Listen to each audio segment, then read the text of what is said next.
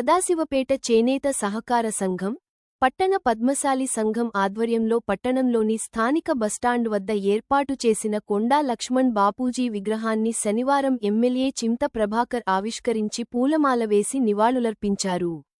ఈ సందర్భంగా ఎమ్మెల్యే చింతా ప్రభాకర్ మాట్లాడుతూ తెలంగాణ యోధుడు కొండా లక్ష్మణ్ బాపూజీ ఆదర్శప్రాయుడని అన్నారు.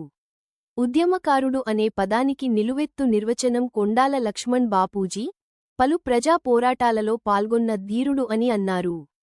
ఈ కార్యక్రమంలో మాజీ మున్సిపల్ చైర్పర్సన్ అపర్ణ శివరాజ్ పాటిల్, మాజీ మున్సిపల్ వైస్ చైర్మన్ చింతా గోపాల్, పట్టణ చేనేత సహకార సంఘం అధ్యక్షుడు చింత ఆనంద్ రాజు, పట్టణ పద్మశాలి సంఘం అధ్యక్షుడు మేకల జనార్దన్, పద్మశాలి సంఘం సభ్యులు, వివిధ రాజకీయ పార్టీల నాయకులు పాల్గొన్నారు.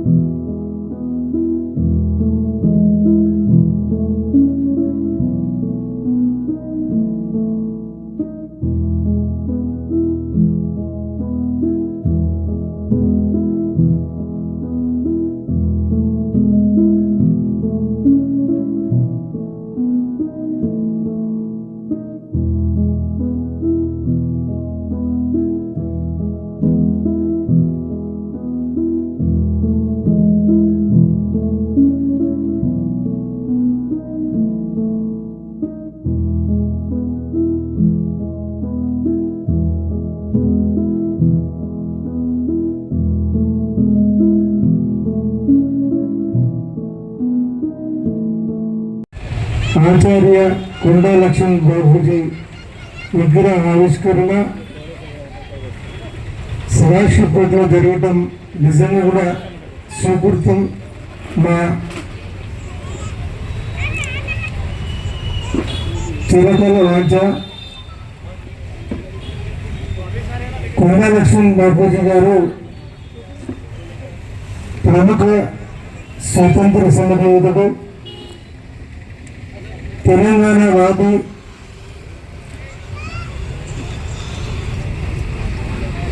ఈరోజు ఆయన చూపించినటువంటి బాటలో మనందరం కూడా నడవాల్సిన అవసరం ఉంది. ఆ రోజు నిబద్ధత కలిగిన నాయకులు చాలా తక్కువ. మరి వారి మంత్రి పదవిని కూడా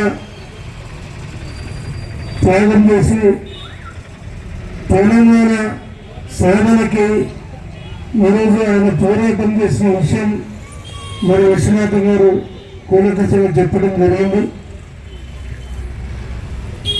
కొండంత మనసున్నటువంటి కొండా లక్ష్మణ్ బాపూజీ గారు మరి నిబద్ధతతో బలహీన బడుగు వర్గాలకు సంబంధించిన ఆశాజ్యోతి, ఆయన ద్వారానే ఈరోజు చేనేతకు సంబంధించి